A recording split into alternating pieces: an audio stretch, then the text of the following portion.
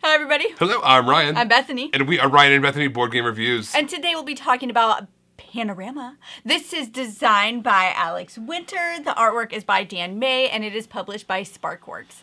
One of my favorite things on the internet is seeing those failed panorama pictures where someone takes one of those panoramic shots. Somebody runs through it, so they have two heads. Or I love seeing those. Those are good. That's what you're doing. You're building a beautiful panoramic picture. As you're going on this hike. You're going on this hike overnight. You're on an overnight hike through the wilderness, right?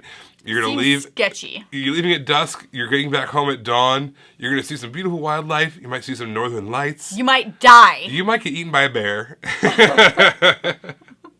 But either way, it's going to be beautiful.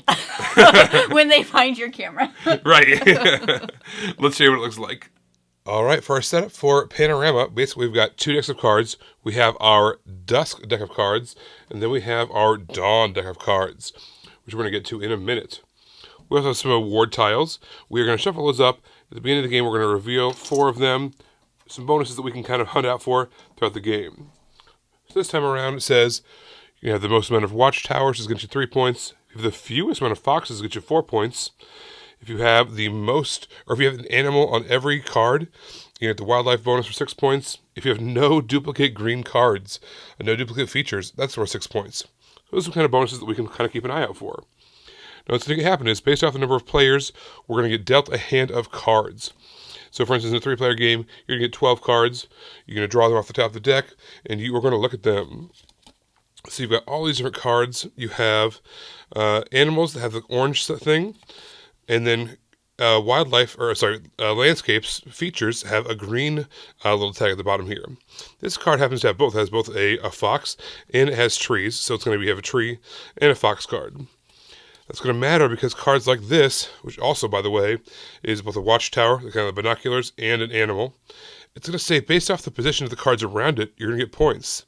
So if we have a green card that's 2 spots away, and every orange card that's 3 spots away, you're going to get points. There's going to be other cards that say things like this. This is, a water feature. You've got a little kind of a mountain lake here. On the left side, if you have a green feature, it's worth 2 points. On the right-hand side, if you have an animal, it's going to be worth 2 points. So you have all these different features in front of you. But also, as you can see, kind of the background of these cards, they have these kind of medium-sized mountains, tall mountains, and then even really, really, really small mountains. The reason that matters is because you're going to be able to play cards that match up like that in order to make certain scenes. So you can see a tall mountain like that blends all together. So what you're going to do is you are actually going to be building 2 panoramas during each phase. So right now we're in the dusk phase. We'll be building a panorama with a person to our left, on our left side. We'll be building a panorama to our right with a player on our right side. So you're only going to get 1 card per turn, and then you're going to play it wherever you want, wherever it's going to get you the most amount of points that you think. So let's go say we go through, we decided we want to play this one on our panorama to the right. Next, we're going to pass our cards that are left that we didn't use to the left. So that player can now use them. We're going to get a hand of cards for the person on our right. We have new cards to choose from, and we're going to play one either adjacent to our cards over here or on a tableau to the left. So let's keep on building over here on this side. This is an orange card. You can see it has an animal on it. As well, it has that big orange card showing what it is.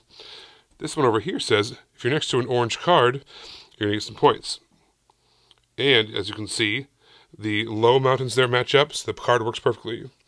You could not do something like this, where the picture does not make sense. And don't forget, your other players are going to be playing on your tableaus as well, so you're going to be working together with people.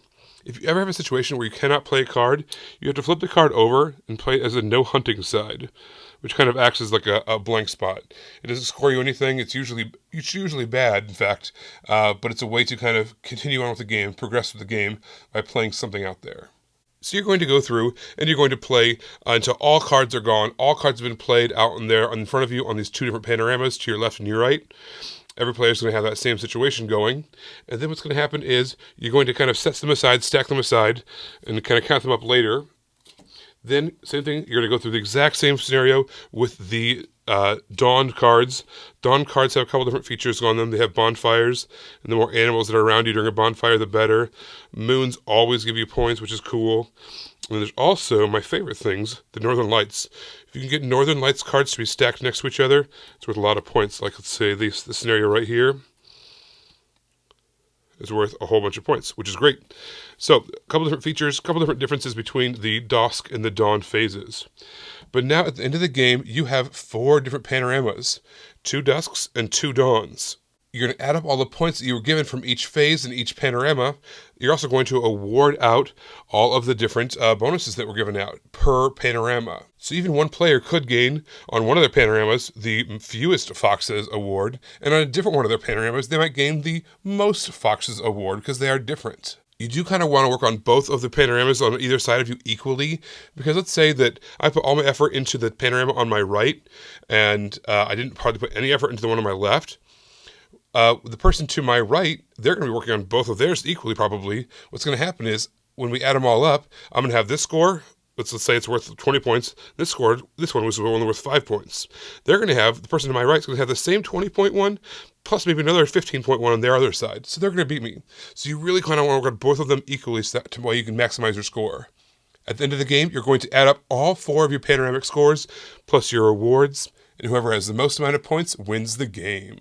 I really did enjoy the artwork of this game. I like how it all connected. So there's like these peaks and there's mountains, and then there's some stuff that's closer and further, and just how the card works and how you lay it and the rules that Ryan just talked to you about. It all works together to get this one picture, especially if you can't play and you put that thing in the middle and it covers up all of the mountains and everything. So like you don't even know where it is.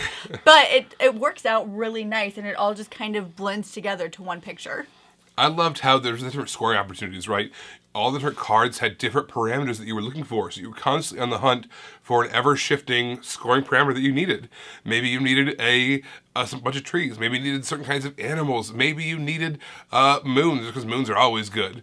And so you're looking on the hunt for those certain kinds of cards that are going to be the best for your scoring situation. And at the same time, they're not always available. So you have to kind of make do with whatever you have. Yeah. And it was a ridiculously easy setup and teach. I think we learned this basically cold when we played it for the first time. And it was really easy to understand how to draft the cards, and just it was a super simple game to learn. In addition to those short-term scoring opportunities on the cards themselves, there's also the long-term scorings on those award tiles that you get. So maybe you're looking for the most amount of animals, the most amount of trees. So that way, even when there's a couple different choices that you have, and some of them are better or worse based off of what's out there, you're always going to be on the hunt for those longer-term scoring opportunities as well to kind of round out your score. So I typically love luck-based games. But I don't like luck-based games where it wants you to do something and then it's like, but can you? And you say no. And I felt like that happened a lot when I was playing this game, where, okay, I'll draft this card to try and score these things. And then literally I couldn't play another card. So then I played a different card hoping to get some scoring, and then I couldn't.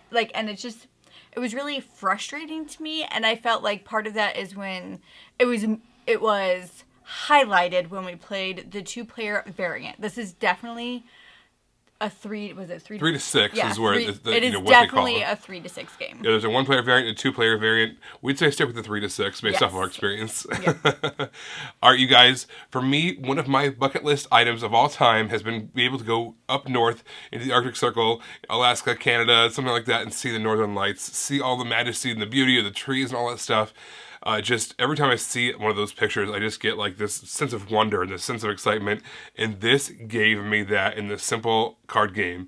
I just liked looking out and seeing this picture that we had created, with these 2 people next to us, and just making all the different ones. In fact, just all these beautiful pictures of these majestic animals, these glorious trees, these mountains that just, oh man, even now to talk about it, makes me want to book a flight or something. So I love how this game was able to convey that to me. I thought the gameplay was really, really simple. It went by really, really quickly. It had those fun scoring opportunities, both long-term and short-term.